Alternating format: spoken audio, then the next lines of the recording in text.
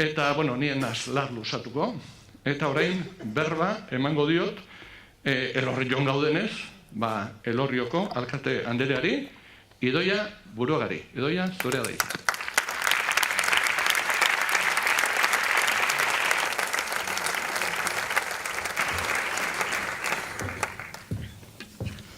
Eskerrak eman eiderri ikastolako lehendakariari eta David Kobos ikastolako zuzendariari gaur ona gonbidatzagatik. Ongi etorri ematea Koldo Tegitu ikastola elkarteen lehendakaria, Kristina Uriarte hezkuntza sailburua, Euskarako Aldundiko parkeidazu izena, zer estrena daztun ja eta arduraduna, da beste instituzioetatik, zatozen guztioi da nola ez. Euskal Herriko ikastoletako txoko desberdinetatik gerturatu zareten pertsona guztioi.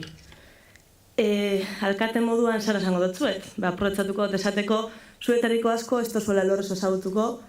Eroso ikusgarria dela gaur ez taleguna, baina animatzen zaituztet beste asteburu pasadatuna etortzea da gure herriaz eta gure herriko txoketaz gozatzera. Bueno, hasiko naiz gaurkoan hemen ikastolen elkarteen, ikasturteren hasiaren ekitaldiak batu gaitu, ezta? Nik askotan esaten dut, ze handia den txikia izatea, ezta? Txikitasun horretan, ze handia garen, da ikastoletan hori sentitzen dut, ezta? Bere txikitasunean itzelak direla eta oso handiak garela. Gaurkoan, beste hainbat ikastolen moduan, ikasturtean zehar ikastolak, Elorrioko Txintxerri ikastolak, 50. urte hurrena ospatuko du. 50 urte, errez esaten da zenbaki bada 50. Baina orain 50 urte, ikastolak sortu zuten pertsona hauentzat esen bat ere erraza izan. Eta ez dut nahi, ahaztea da gogoan eukitea gura dut, bultzatzen egon zirena, sortzen egon ziren irakasle, guraso eta pertsona guztiek izan zuten adorea, kemena eta nola ez, ausardi hori, ezta? Ezen erraza orain 50 urte, olako proiektu bati, ametsa zirudien proiektu bat gauzatzea eta nola gauzatu gainera.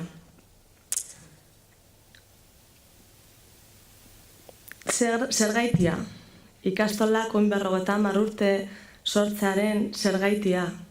Nik uste dut sortzaile horrek gure moduan bazekitela hezkuntza dela herri baten garapenerako zutaberik garrantzitsuena. Euskal Herriak hezkuntza eredu propio bat behar zuela, Espainiar eta Frantziar ereduak ahaztu eta geurea propioa sortzea herritik eta herriarentzat herri gisa sortu ziren ikastolak. Posik eta harro ikastolen parte naizelako, nire gurasoak orain 55 urte inguru nire neba nagusia ikastolan matrikulatu eta 3 nebarrebak bertan ikasi dugulako. Ikasle izatetik guraso izatera pasatu naiz, alaba zoragarri ditut ikastolan hasten eta ezten. Eta egia esan zoragarria da, eta hezkuntza eraldatzen ari gara, nik lehenengo pertsonan bizi izan dut hori. Oroitzapen gozoak eta ederrak dauzkan nik ikasle garai horretatik. Eta hemen ematen badia zue pixka baten, hemen oin zaituztet ikusten argiarekin, baina lehen ikusi zaituztet zuetariko batzuk Josune gure artean ez da, baina Maria Luisa, Nerea, Blanki, Amaia, izena baino gehiago zarete niretzat, nire ziketaren parte izan zarete, eta zati baten nire hor naiz nahi izena zuen lanari esker. Bueno, ez naiz gehiago luzatuko. Ikastolak, hori, eredu propioa eskaintzen dute, hezkuntza integrala. Oinarrizko eskubide guztiak kontutan dituena, individualak eta kolektiboak. Kolektiboa gaur egungo gizartean uste dut ezinbestekoa dela. Gure herriari begira egongo dena, ez beste eredu batzu begira geurera, herritik jaioa eta herriarentzat. Eta udalean lanean gabiltzanean, hasieratik argi genukan, akorden bidez amestutako Elorri horretara jobar genuela. Herritarrekin batera eta ahalik eta adostasun handienarekin urteetan aurrera joan dadila eta gratu dadin amestutako Elorri hori. Eta nik zalantzari gabe amestutako Elorri horretan beharrezkoa ikusten dut Txintxerri ikastola. Da bukatzeko eskerrak eman, da zoriondu, egunero lanean ari zareten, irakasle, ikasle eta ikastoletan parte zareten guztioi.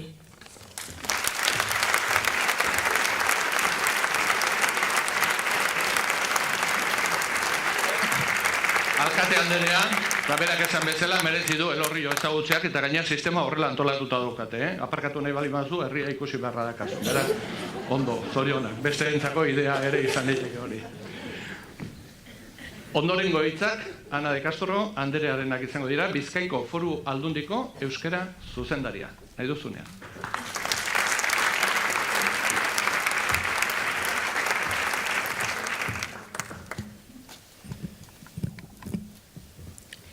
Hezkuntza sailburua, Elorrioko alkatea, ikastolen elkarteko presidentea, Euskaltzaindiek burua, jauna Andreok, egunon. Atsegin handiz, etorri gara ikastolen elkarteko 2017-2018 ikasturtearen hasierako ekitaldi honetara. Euskal gizarteak argi erakusten du eguneroko ibilbidean sendoa dela euskara biziberritzeko hartua duen erabakia. Nagusi dira eta gero eta nagusiago, semea alabentzat euskarazko irakaskuntza hautatzen duten gurasoak, askotan haiek euskara menperatu gabe. Gero eta eremu gehiagotan dugu euskara ikusgai eta entzungai. Gero eta bizibizitzerako baliagarria. Bizkaiko Foru Aldundian ondo dakigu, ikastolak euskalduntasunaren zutabe nagusietakoa saretela.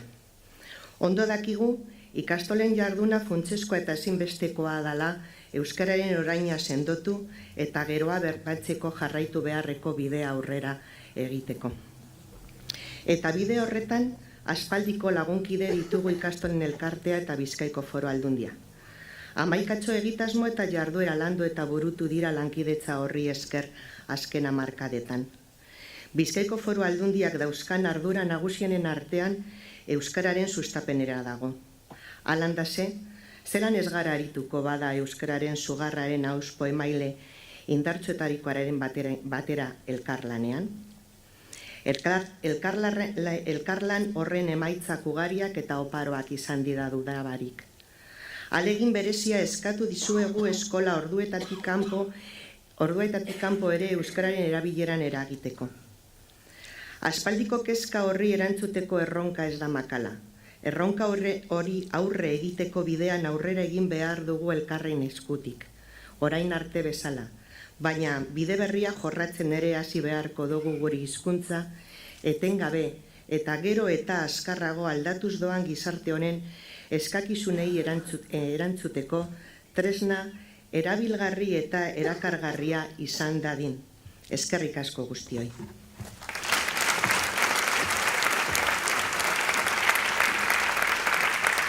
Mila esker, hitz adeitzu hoiengatik eta aurrengo hitzak ere interes handiz jarraituko ditugu, besteak beste, ikasturte hau oso garrantzitsua izango delako.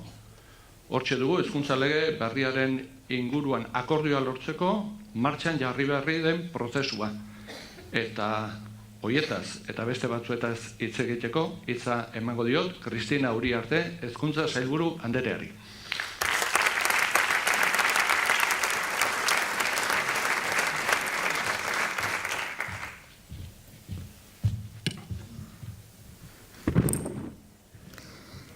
Elorrioko alkate Andrea, Bizkaiko Foru Aldundiko euskara zuzendaria, ikastolen elkarteko presidentea, bertaratu zareten jaun Andreok, egunon guztioi. Egunon eta eskerrik asko, Koldo, gaur hemen egoteko aukera luzatzeagatik, beste behin ere.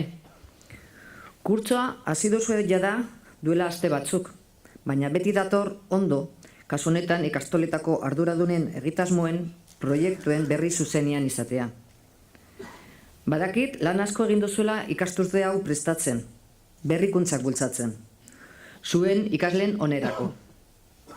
Urtea joan eta urteak etorri, etengabeko eraldatze prozesuan sartuta zaudete.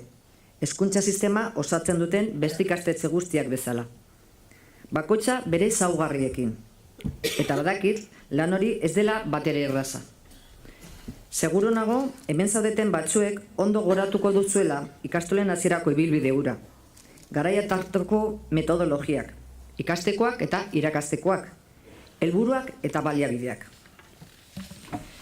Bistan dago, urte hauetan guztietan, hezkuntzak izugarrizko aldaketa bizi izan dituela. Ikastetxe eta ikastola bakoitzak eta gure euskal hezkuntza sistema osoak ere bai. Bistan dago, era berean, esan bezala, pizkanaka moldatzen jakin izan dugula une bakoitzeko errealitateetara. Hala ere, egiten dugun lan horretaz aparte, gure hezkuntza sistema osoaren ibilbidea aztertu eta datozen urteetarako helburuak ondo markatzeko sasoia iritsi dela uste dut.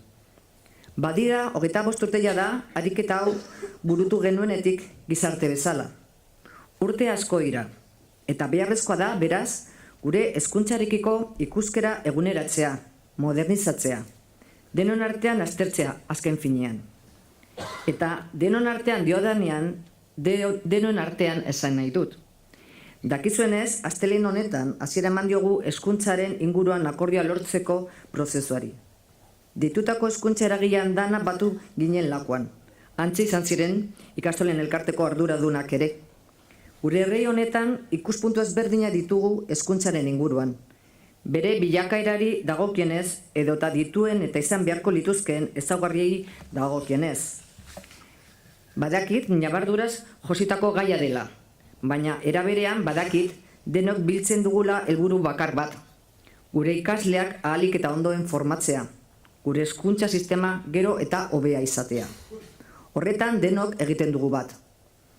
Prozesu honetan sinisten dugunok, akordioaren beharrean sinisten dugunok, argi dugu bide honean aritzeko, beharrezkoa dela aldi batetara utzi beste interes batzuetarako erabiltzea.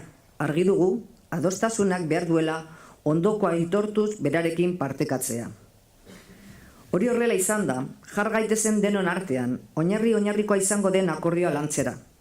Aprobetxatu ditzagun batzen gaituzten puntuak eta alegindu gaitezen bereziki banatzen gaituztenak denon artean lantzen.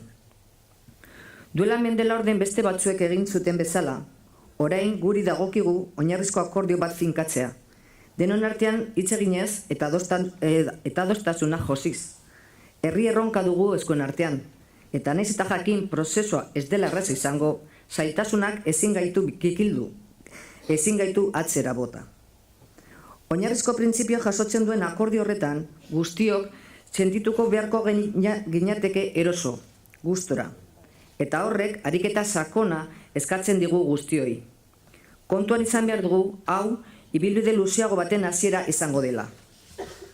Guztion artean egindako lan honek, goragoko beste helburu batetara eraman beharko gintuzke. Hezkuntza lege berri batera?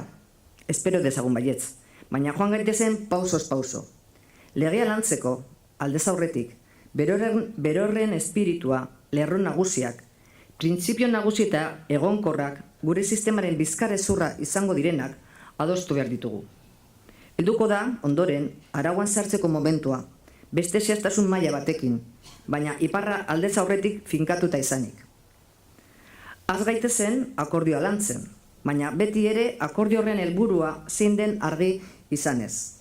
Definitu dezagun ze hezkuntza sistema nahi dugun, zein izan beharko den gure hezkuntzaren norabidea. Hori da momentu honetan zehaztu behar duguna. Ondoren, iritsiko dira beste une batzuk ere. Helburuak definitu ondoren, helburu horiek lortzeko ze tresna izango diren beharrezkoak aztertu beharko dugu. Zein baliabide izango diren, beharrezkoak gure jomugara iristeko. Gauza bakoitzak beraz bere momentua izango du. Bereiz ditzagun helburuak eta bitartekoak. Orain, momentuz, bileran aipatu nituen 5 esparruak landuko ditugu. 5 puntu horiek hezkuntza sistemaren eduki esanguratsuenak jasotzen baituzte. Teknologien modernizazioa, inmigrazioen bilakaera edota ikasleen hezkuntza ibilbidea, kasu. Aukera dugu denon artean hausnarketa eta akordiorako prozesua josteko. Ez dezaiogun aukera honi uko egin, eman dezagun eman beharrekoa. Deno gara beharrezko gure hezkuntzak bikaintasunerantz pausoak eman ditzan. Seguru nago, guztion artean, egindako lanak indartsuago egingo gaituela. Nire aldetik besterik ez, eskerrik asko berriro ere gonbidapenagatik, eta ikasturte oparo esan dezazuela ikastolen elkarteko guztiek. Eskerrik asko.